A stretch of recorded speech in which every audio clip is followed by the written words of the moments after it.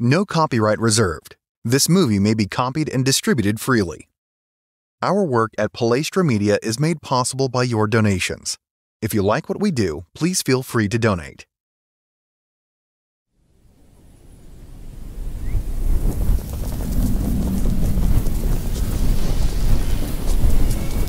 So people assume we are just going back to the good old world which we had.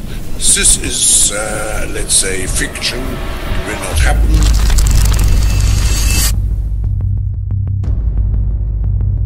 Now is the historical moment, the time, not only to fight severe virus, but to shape the system.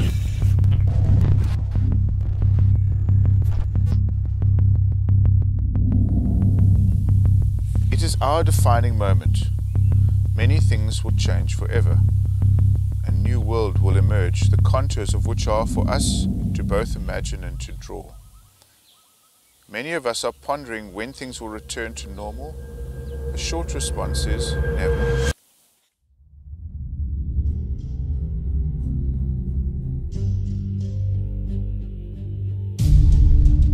The documentary Monopoly, Who Owns the World, highlighted an interesting aspect of the owner structure of the world's largest companies. There are several holding giants whose business model is to invest in other companies, which hold enormous shares and influence over all our publicly traded companies. They own everything from big tech and food industry to everything else being manufactured and marketed. BlackRock and Vanguard are the largest of these holding giants. They control assets in every sector worth owning, and their shares are publicly visible in sources like Yahoo Finance. These holding giants are not just owners of global enterprises. They own complete industries and even seemingly competing companies, such as Coca-Cola and Pepsi. And maybe more relevant in this age, the whole pharmaceutical industry, including vaccine manufacturers Pfizer and Moderna. BlackRock and Vanguard are also major owners of other holding giants in international big finance, like Goldman Sachs and JP Morgan, who in turn also influence the companies in their respective portfolios. If anyone talks about big finance, these are the ones they mean. It is a nested ownership which lays the groundwork for a well-hidden dominance, where on the surface it looks like there is a myriad of competing businesses with different types of conflicting interests, when in fact, there is a monopoly-like ownership structure where BlackRock and Vanguard win regardless of which service is selected or what product is consumed. They are so large that concerns have been raised in American business sectors that at the current pace, there will be no meaningful shareholder meetings by 2040, because BlackRock and Vanguard will completely dominate all publicly traded companies.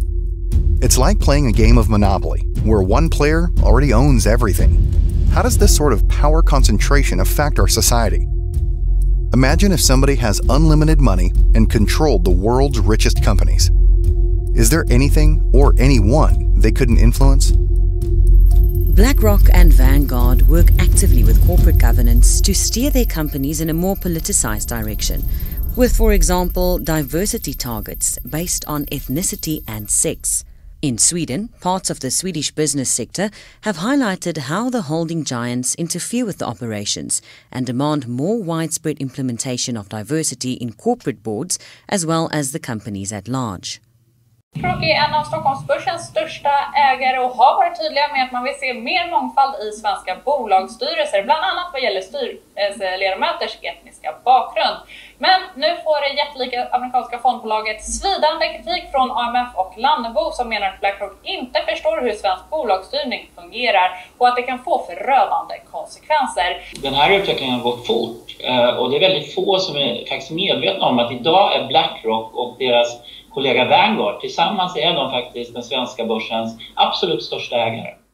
Amra Balik, Manager of Corporate Governance in Europe at BlackRock.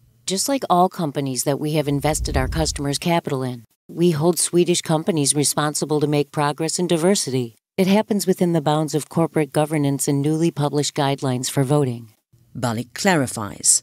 Our reinforced focus on ethnic and gender diversity in corporate boards occurs in light of our possibility to act by voting against boards which do not show diversity in 2022. BlackRock is the largest shareholder of the Stockholm stock market, and the corporate governance strategy is working. Swedish flagship companies like Ericsson were listed among the best workplaces for LGBTQ+ people. Investor is the second largest shareholder of the Stockholm stock market. But keep in mind that BlackRock and Vanguard are the biggest owners of Investor, after the Wallenberg family. Investor, like other holding companies, which BlackRock and Vanguard have a stake in, work actively to push the companies they own in the same sort of diversity direction.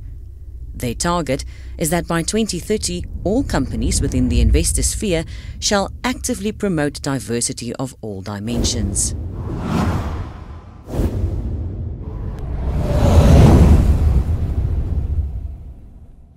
What is truly Scandinavian? Grattis! Absolutely nothing. Vi har fokuserat på intersektionaliteten och utmanar maktordningen. There is no such thing. We're no better than our Viking ancestors.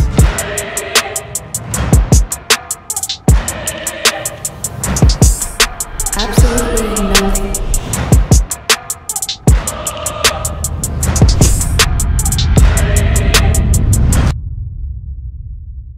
This, of course, has an impact. The owners don't only want to affect the company culture, but also affect society. Migration, diversity, and multiculturalism dissolve the borders, the national identity, and the local culture. There is no longer a clear us, and that facilitates the globalist agenda to which independent nations are an obstacle. They have divided to conquer. Simultaneously, globalists work to push climate alarmism. The climate issue is an international threat, which makes it easy to promote international solutions, meaning more globalism and supranationalism, where we give away more of our autonomy by being whipped into a frenzied fear of climate threat. Those who question and resist this agenda are demonized as climate deniers and for spreading disinformation and fake news by the mass media largely owned by the same international holding companies, the same ones being criticized. This can make it sound very scripted, even though they on the surface appear to be competing news agencies. But we are concerned about the trouble and trend of irresponsible, one-sided news stories plaguing our country. The sharing of biased and false news has become all too common on social media. More alarming, some media outlets publish these same fake stories without checking facts first. The sharing of biased and false news has become all too common on social media. More alarming, some media outlets publish these same fake stories without checking facts first. Unfortunately, some members of the media use their platforms to push their own personal bias and agenda to control exactly what people think, and this is extremely dangerous to our democracy. This is extremely dangerous to our democracy. This is extremely dangerous to our democracy. This is extremely dangerous to our democracy. This is extremely dangerous to our democracy. This is extremely dangerous to our democracy. This is extremely dangerous to our democracy. This is extremely dangerous to our democracy. This is extremely dangerous to our democracy. This is extremely dangerous to our democracy. Amazon has transformed its operations in response to COVID-19 to protect employees and keep packages flowing. The company is keeping its employees safe and healthy while still delivering those packages to your doorstep. The company is keeping its employees safe. The company is keeping its employees safe. Millions of Americans staying at home are relying on Amazon. The only way to be praised by the mainstream media is to play along with the globalist agenda.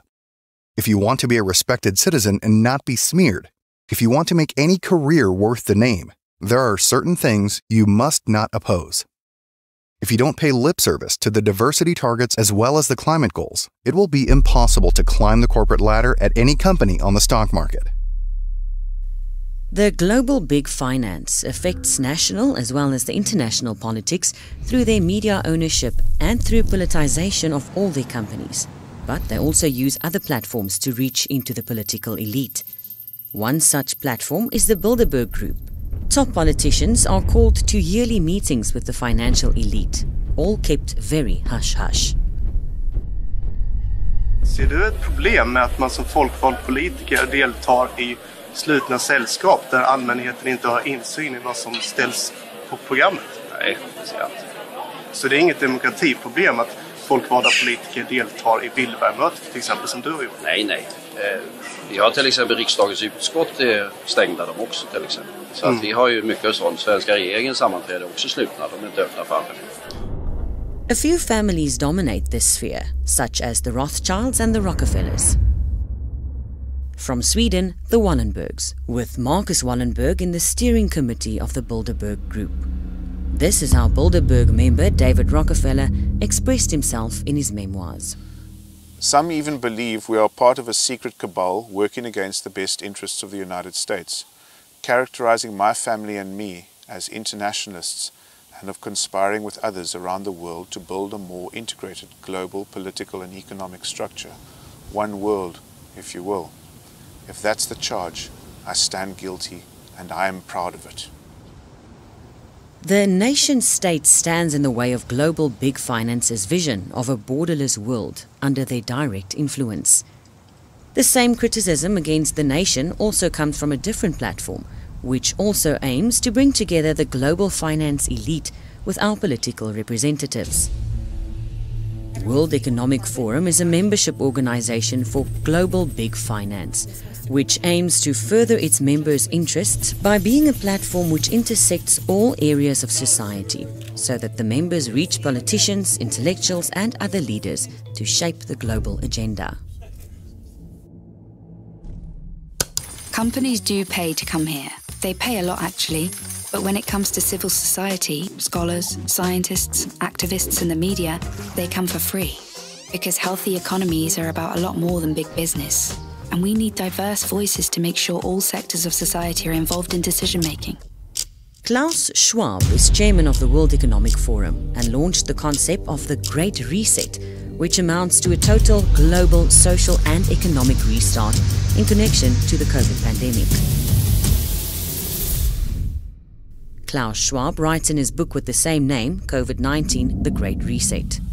At first glance, the pandemic and the environment might seem to be only distantly related cousins, but they are much closer and more intertwined than we think.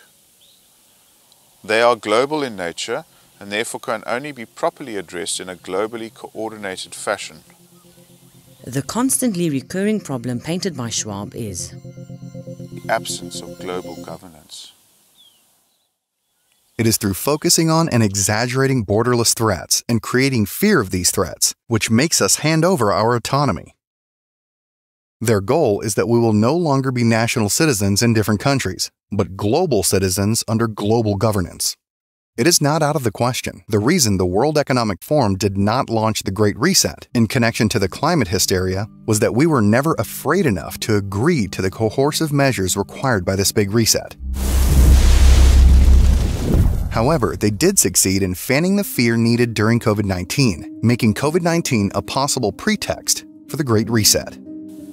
Some leaders and decision makers who were already at the forefront of the fight against climate change may want to take advantage of the shock inflicted by the pandemic to implement long-lasting and wider environmental changes.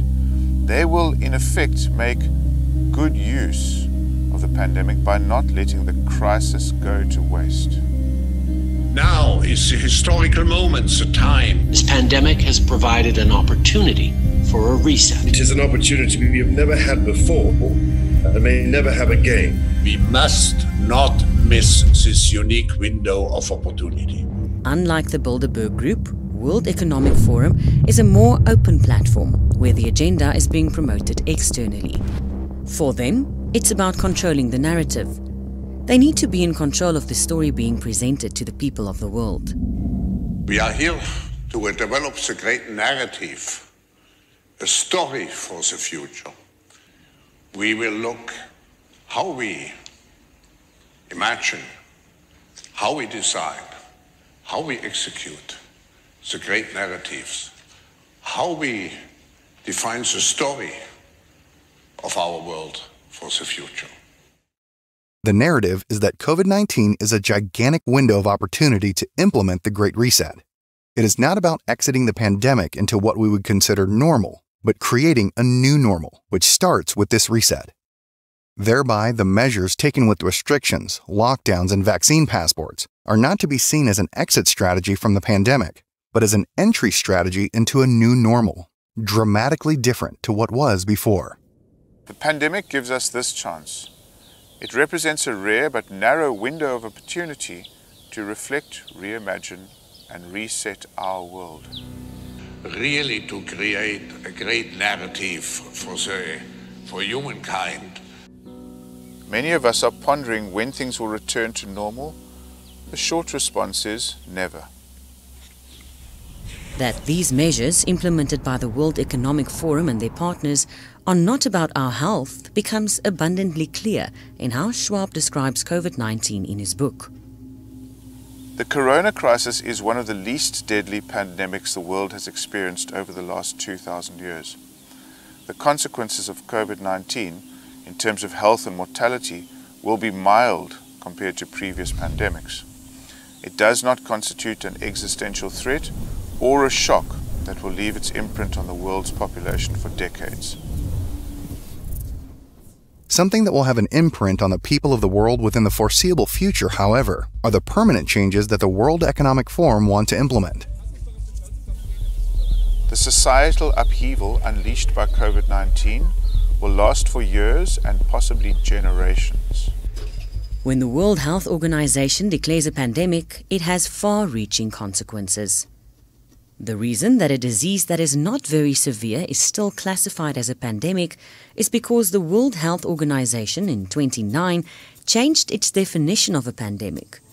They removed the requirement of excess mortality in order to classify the swine flu as a pandemic. Det gäller skräcken för den så kallade svininfluensan som nu sprider sig över världen.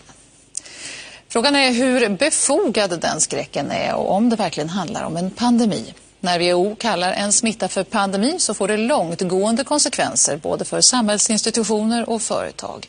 Men ansedda forskare ifrågasätter nu själva pandemibegreppet och även den planerade massvaccineringen. För en stund sedan pratade jag med en oberoende forskare knuten till det högt ansedda Cochrane-institutet som utvärderar olika behandlingsmetoder. En forskare som är mycket kritisk till larmet som går över världen. This one seems to be a pretty mild form of disease, so I'm not sure that I understand all this worry, but there may be good reasons for it. But now you say it's not serious, but in Sweden, for example, we prepare for mass vaccinations. Isn't that necessary, according to you? Vaccination in a pandemic, or so-called pandemic vaccines, well, we never know whether they'll work, because, of course, there is no target virus to test the vaccine against, usually. Pandemic vaccines and other vaccines are registered before the virus is around. And so it's a gamble whether these vaccines will work. What the evidence shows from the hundreds of studies that we have reviewed is that these vaccines have got a performance which is not very good, and they work best in healthy adults, i.e. those who've got good immune systems in the first place, and for which they usually are not recommended. But you give one picture here of this flu not being so serious, but the WHO gives another picture and they call it a pandemic. What do you say about calling this flu a pandemic? Well, it's a good point. I don't understand what a pandemic is anymore. And the reason for that is as follows.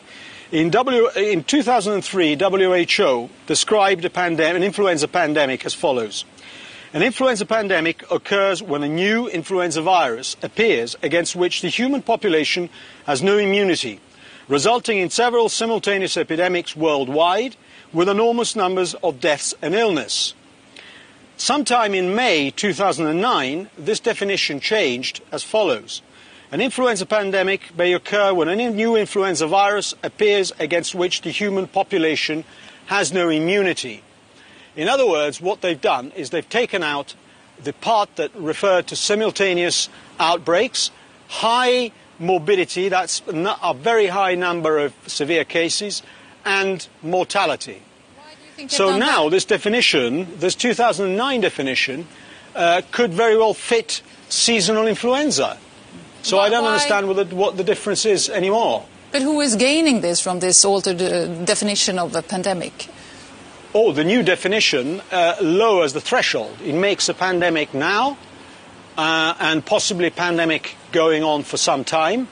And it obviously favours those who have to sell products, including research, of course. Let's not forget. And the media, as well as the pharmaceutical industry. On Friday, I announced that Canada will provide $440 million to the COVID-19 Vaccine Global Access Facility, including $220 million to the Advanced Market Commitment to help low and middle-income countries access vaccines. This is an important initiative, and I encourage other governments to join in as well. We need to work together. What did Pfizer do before COVID, Meg? Add that up, the vaccine and the Paxlovid, what does that add up to? Is that $50 billion? Yeah, 32 plus 22. Are you kidding me? It's a lot of money. And you said 99 total. Yeah, 98 to 102 is their forecast for the year. It's actually really straightforward. If you've got a vaccine pass, you can do everything. Basically, that's it. How we can encourage and potentially think about mandatory vaccination. Get as many people vaccinated across the country as humanly possible. Därför vill jag också inskärpa allvaret hos dig som ännu inte är vaccinerad. For unvaccinated, we are looking at a winter of severe illness and death for unvaccinated. For the unvaccinated, you're looking at a winter of severe illness and death. For yourselves, your families, and the hospitals you may soon overwhelm. If you are anti-mandate, you are absolutely anti-vax. I don't care what your personal vaccination status is. If you support, champion, give a green light, give comfort to, support anybody who argues against the vaccine, you are an anti-vaxxer. Absolutely. Your personal vaccination status is utterly irrelevant. And if you are out there in any way, shape or form campaigning against this mandate, you are absolutely anti-vax. If you say pro-persuasion, stuff it, shove it. We are absolutely going to make sure as many Territorians as possible are vaccinated. That is our best protection against this thing. You're going to be able to get your vaccine as soon as you turn 5. And I know you're excited and I know you're eager. In some places across the country, you can even start making your appointment now for shortly after your birth. This is not about freedom or personal choice. If your child is 5 years of age and older, please get them vaccinated. We need to protect the children. 50 million planned doses scrapped after triggering false positive results for HIV. As in science, things don't always go right. It's certainly a tough day for the team. The UQ vaccine applied a molecular clamp closing the coronavirus spikes using an HIV protein which falsely triggered infection markers. Vaccine expert Professor Nikolai Petrovsky says he raised the alarm early. Our feeling was it was too experimental a technology to be rolled out. It isn't only the definitions of pandemic and anti-vaxxer which have changed. Even vaccine has been redefined. You're not going to get COVID if you have these vaccinations. Our data from the CDC today suggests, that vaccinated people do not carry the virus, don't get sick, and that it's not just in the clinical trials, but it's also in real-world data. Now we know that the vaccines work well enough that the virus stops with every vaccinated person. A vaccinated person gets exposed to the virus does not infect them. The virus cannot then use that person to go anywhere else. Vaccines prevent getting infected, prevent getting sick, prevent your hospitalization. This was the promise, which they failed to deliver, as the vaccinated could still spread the infection. Pfizer's CEO announced this January that they will make a new attempt, a vaccine 1.1, which will be released in March. And we know that the 2 doses of the vaccine offer very limited protection, if any. Now, we are working on a new version of our vaccine, the 1.1, let me put it that way, that will cover Omicron as well. And of course, we are waiting to have the final results. The vaccine will be ready in March. The CDC, the Public Health Agency of the United States, changed their definition of vaccine at the end of 2021. From being something that gave immunity to disease to instead being something that stimulates an immune system response to a disease. The WHO, in connection to COVID-19, changed their definition of herd immunity by removing the statement that herd immunity can be achieved through natural immunity after being exposed to the disease, to instead only being a consequence of vaccination. Herd immunity is achieved by protecting people from a virus, not by exposing them to it. These definitions have changed in order to manipulate reality. The largest funder of the WHO is Bill Gates. Gates is also closely connected to the World Economic Forum. With one hand, Gates receives tax breaks for the money he transfers to his Bill and Melinda Gates Foundation, which in turn can forward the tax-exempt money to the WHO. With the other hand, Gates invests in the pharmaceutical industry and vaccines. You've invested $10 billion in vaccinations over the last 2 decades, and you figured out the return on investment for that, and it kind of stunned me. Can you walk us through the math? But we feel there's been over a 20-to-1 return. So if you just look at the economic benefits, that's a pretty strong number compared to anything else. I think the numbers that you ran through were if you had put that money into an S&P 500 and reinvested the dividends, you'd come up with something like $17 billion, but you think it's $200 billion. Here, yeah. You know, helping young children live, get the right nutrition, contribute to their countries, that has a payback that goes beyond any typical financial return. Right. When the WHO declares a pandemic and urges the world to get vaccinated, it's Gates' best investment ever, all disguised as philanthropy. The large global companies have become incomprehensibly richer during the pandemic years. All while the pandemic measures have smashed the economy for the average citizen in the worst hit countries.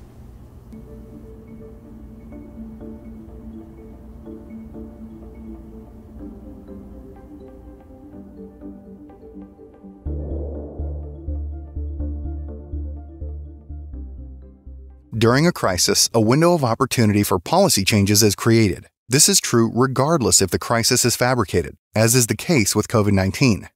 The whole crisis rests on the decision by WHO to declare a pandemic, but that wouldn't have happened before 2009. In that case, COVID-19 would have only been classified as a severe seasonal flu and would have been handled as such. But today, it is instead a pandemic, and it's being treated as if it was the most dangerous pandemic we have ever had.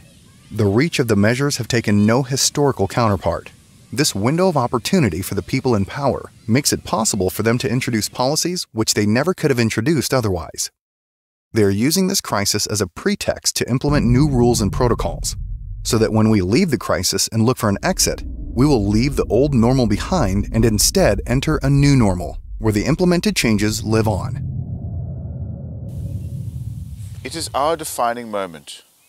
Many things will change forever.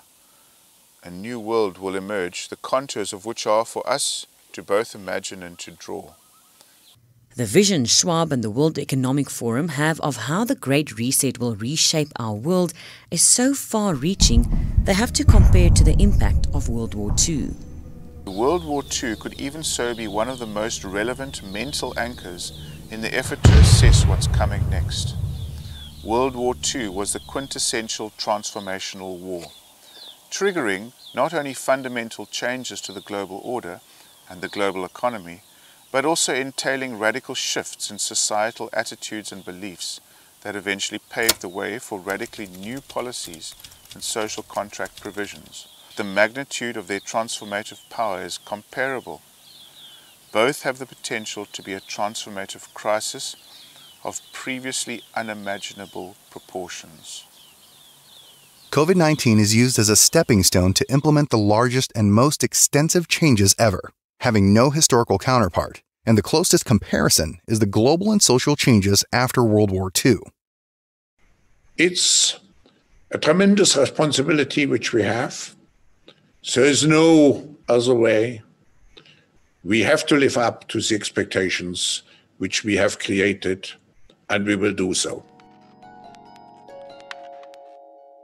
The Great Reset means, according to the World Economic Forum, that we should build back better.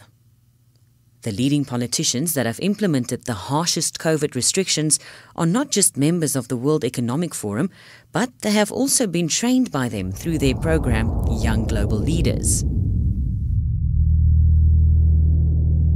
What we are very proud of now is the young generation, like Prime Minister Trudeau, President of Argentina and so on, so that we penetrate the cabinets. So yesterday I was at a reception for Trudeau, and I know that half of this cabinet, or even more half of this cabinet, are for our actually young global leaders of the World Economic Forum. Chrystia Friedland is not just Trudeau's Deputy Prime Minister, she is also on the Board of Trustees, together with Klaus Schwab, in the World Economic Forum. I really believe COVID has created a window of political opportunity and maybe an epiphany. Wow. Yeah. Sorry. That's true in Argentina as well.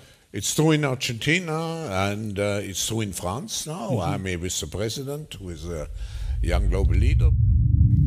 And they all use the centrally agreed catchphrase, Build Back Better, as part of the Great Reset. Build back better from the COVID crisis. Build it back better. To come back stronger and build back better. Build Canada back better. You know what Donald Trump will do with 4 more years? Blame, bully, and belittle. And you know what Joe Biden will do? Build back better. It's the beginning of a global mobilization effort to rally all forces behind this Great Reset initiative. Build back, and we're going to build back better. We can't just build back, we got to build back better. Now is the time to start building back better. History would look at this crisis as the great opportunity for reset. The Great Reset is a welcome recognition that this human tragedy must be a wake-up call. It is imperative that we reimagine, rebuild, redesign, reinvigorate and rebalance our world. All elements of the Great Reset are fundamental to building the future we need. Sweden is ready to do its part. To build back better or whatever. Build back better. In this time of coronavirus. It's certainly a major crisis, but it also offers us a unique opportunity. Now is the time to make the changes we need to build a climate-resilient world, but also to build back better. The launch of the Great Reset was preceded by a long string of meetings and correspondence between World Economic Forum and our political leaders. The Dutch authorities have publicly disclosed parts of the correspondence between their Prime Minister, Finance Minister and Foreign Affairs Minister with Klaus Schwab and the World Economic Forum. Dear Minister, the discussions will focus on shaping policies for the post-COVID-19 era under the theme of the Great Reset. The Forum will work with your staff to ensure that your participation becomes a major force in shaping the Great Reset. I look forward to welcoming you in Davos. Klaus Schwab also sent his book, The Great Reset, to the Dutch Prime Minister, who replied that the book gives a hopeful analysis of a better future. Dear Professor Schwab, your book provides us a worrying, thus hopeful analysis for a better future.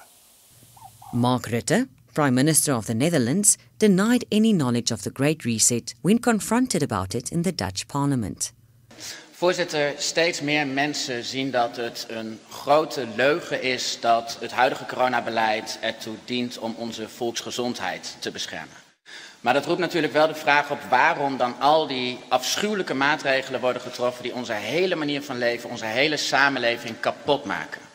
Nu zijn er een aantal invloedrijke globalisten die naar eigen zeggen de coronacrisis zien als een enorme kans om onze wereld te resetten en dus een pervers belang hebben om deze crisis nog even voor te laten duren.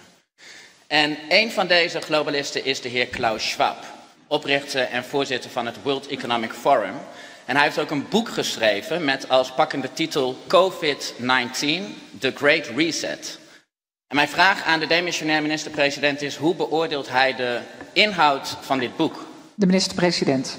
Ik ken het boek niet, voorzitter. Maar ik zou de heer Vermeijeren willen adviseren om niet al te veel in al die conspiracy-theorieën. Ik kijk ze ook allemaal op YouTube. Ik vind het altijd fascinerend hoe dan uitgelegd wordt dat 9/11 niet heeft plaatsgevonden of dat het allemaal anders zit. Ontzettend knap in elkaar gezet. Maar het is meestal wat het is, een conspiracy-theorie. De heer Van Meijeren.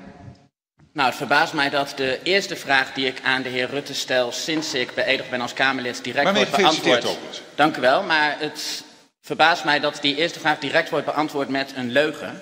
Ik heb namelijk een brief in mijn hand die dateert van 26 november 2020. En dat is een brief van de heer Rutte aan de heer Klaus Schwab, waarin hij de heer Schwab bedankt voor het toezenden van zijn boek. En dit noemt een hoopvolle analyse voor een betere toekomst. Zou de heer Rutte nog even kunnen graven in zijn geheugen? Het is nog geen half jaar geleden, dus ik weet niet hoe lang uw herinneringen actief blijven. Maar waarschijnlijk is dit nog wel ergens op te graven. En mijn eerste vraag opnieuw te beantwoorden en nu eerlijk, alstublieft. Nou, het eerlijke antwoord is dat dat een nette brief is. Waarin je helaas niet alle boeken die je toegestuurd krijgt van kaft tot kaft kunt lezen. Maar wel degene die je toestuurt een vriendelijke brief wil terugsturen. Nou, dan zegt de heer Rutte dus eigenlijk dat hij niet heeft gelogen tegen mij, maar tegen de heer Klaus Schwab. The vision of the Great Reset is that we will leave our old ways behind and enter a new era, one which entails what Schwab calls stakeholder capitalism. Stakeholder capitalism means that global companies should not only attend to their own business, but must also take a holistic responsibility for all parts of society, with an emphasis on social justice, no matter national borders. We've reached a human crisis unlike any that we've experienced in the last 75 years. Meaning one side has too much, the other side will oppose it. We've done a lot of things to create the imbalances that we have today. COVID-19 has laid bare the systemic social inequities. Addressing these larger problems must become our priority. We have to make sure that the economy actually works for the people. It's not just about growth for growth's sake, but how we share that prosperity. The most important tools are education and technology. We are one community, and we have to remember that.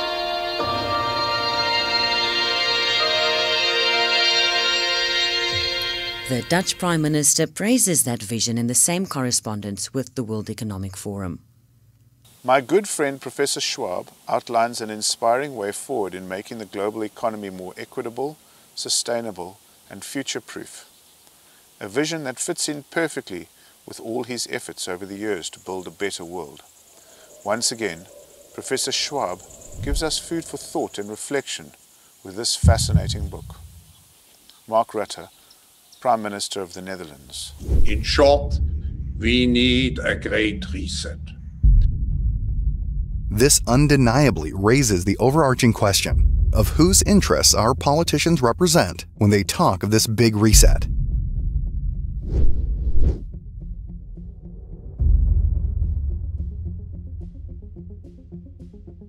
Hundratals miljarder av svenska skattemedel har under hans tid vid makten skänkts bort till internationella organisationer och andra stater. I många fall med oklara syften eller utan mätbar effekt. Nu när han lämnar posten som statsminister har han gjort klart att nästa steg i karriären blir utanför landets gränser. Kanske i någon av de organisationer han gett miljarder av svenska skattemedel. I vilken omfattning tror Stefan Löfven att hans givmildhet med våra skattemedel har krattat manegen för hans framtida karriär? Tack. Tack, statsministern.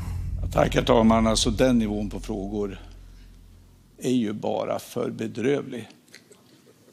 Vad vet du överhuvudtaget om detta? Jag kan säga till dig, jag har inga planer, konkreta planer vad jag ska göra. Jag tänker ta mig tid. Och jag betackar mig faktiskt också från sådana spekulationer. Jag tänker faktiskt inte ens besvara det. Det är för låg nivå. Ursäkta mig. All elements of the Great Reset are fundamental to building the future we need. Sweden is ready to do its part. All this under global leadership, where Schwab's sponsors and international big finance take a special position in their exercise of public authority through their companies, something Schwab refers to as stakeholder capitalism, where focus is moved from maximizing profit for their companies to a broader social engagement with emphasis on sustainability, diversity, and social justice. That is completely in line with Agenda 2030. In other words, Schwab's concept of stakeholder capitalism means that the global companies will take on responsibility of what we normally would consider political issues.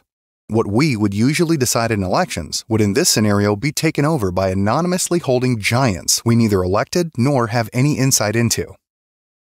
This reminds me of Ronald Reagan's classic quote about the most terrifying words in the English language.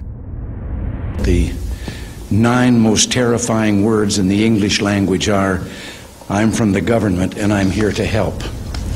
Building back better means getting support to the most vulnerable while maintaining our momentum on reaching the 2030 Agenda for Sustainable Development and the SDGs. Canada is here to listen and to help.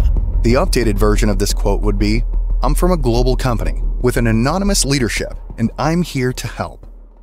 The vaccine is the help we receive, and the vaccine is an important component for this global reset, because the vaccine leads to vaccine passports, which leads to extended digital infrastructure with a digital ID that connects our whole person, or whole earthly being, with a single QR code. A region in China has already introduced a digital ID, which is connected to a social credit score, where the state decides what you can and cannot do, depending on whether you've been a good citizen who is a benefit to the collective. Everywhere she goes, Ouyang Haoyu is followed. What she buys, how she behaves, is tracked and scored to show how responsible and trustworthy she is. It's called the social credit system, and in one version now being tested, a person's reputation is scored on a scale of 350 to 950. And Haoyu, with a good score of 752, is okay with it. In fact, most people are, and few here are willing to criticize it. Something that may pose a risk itself for a bad score and the life that comes with it. Journalist Liu Hu. He got a little too close to uncovering corruption among high-profile party members. After being sued for defamation by the subject of a story he'd written, he was blacklisted. But he only realized when he tried to buy a train ticket and was told he was banned from traveling. That tells me I'm still on the blacklist. Punished because he's been branded untrustworthy by the state. Once you're blacklisted, you can no longer get a bank loan, start a business, buy an apartment, or even send your children to a private school. In theory, everything can be taken into account in the social score.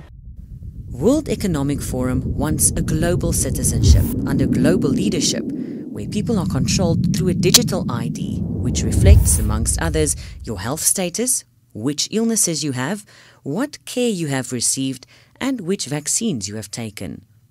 The digital ID will also constitute your new digital wallet with a digital currency and will replace your passport if you travel. Und aus diesem Grund wird die Kommission demnächst eine sichere europäische digitale Identität vorschlagen. Eine Technologie, bei der wir selbst kontrollieren können, welche Daten ausgetauscht und wie sie verwendet werden. The digital ID will be a prerequisite to connect to the public infrastructure, controlled centrally. If such a digital ID is introduced, the rulers can shut down whoever they want, whenever they want, from all of society all over the world, just by limiting that person's QR code. And they will also be able to punish anyone who interacts with the targeted individual in the same way, as the digital ID is also traceable. If they fail in introducing a digital ID in connection with the crisis, there are always new crises around the corner to justify the introduction of such a digital ID. For a potential cyber pandemic. The COVID-19 pandemic has shaken our economies and societies to the core and shown us how vulnerable we are to biological threats. In the digital world, similar risks are being overlooked right now. A cyber attack with COVID-like characteristics would spread faster and further than any biological virus. Its reproductive rate would be around 10 times greater than what we've experienced with the coronavirus.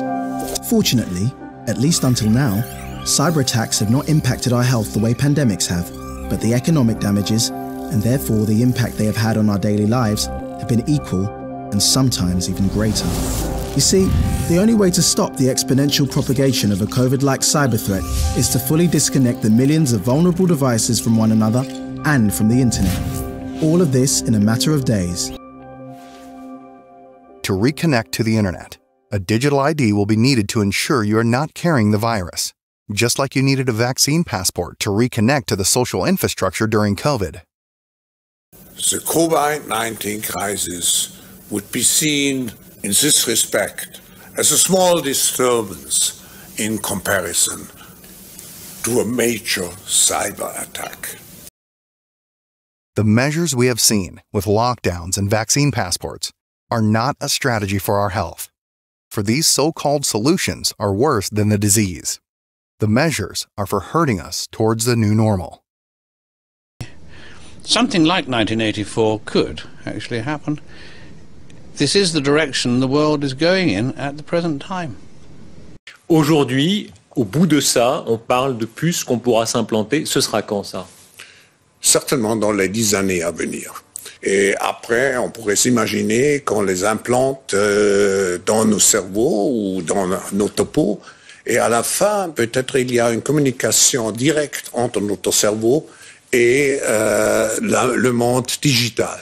Ce que nous voyons, c'est une sorte de fusion du monde physique, digital et biologique. There is no digital without chips, and the European need for chips will double in the next decade. I just would like to highlight what you said about the European Chips Act, because it's an important step to create the physical brain for digitalization and to have it located to a certain extent in Europe. And today, most of our supplies come from a handful of producers outside Europe. And this is a dependency and uncertainty we simply cannot afford. There will be no loyalty except loyalty to the party. But always there will be the intoxication of power. Always, at every moment, there will be the thrill of victory, the sensation of trampling on an enemy who is helpless. If you want a picture of the future, imagine a boot stamping on a human face forever. The moral to be drawn from this dangerous nightmare situation is a simple one. Don't let it happen. It depends on you.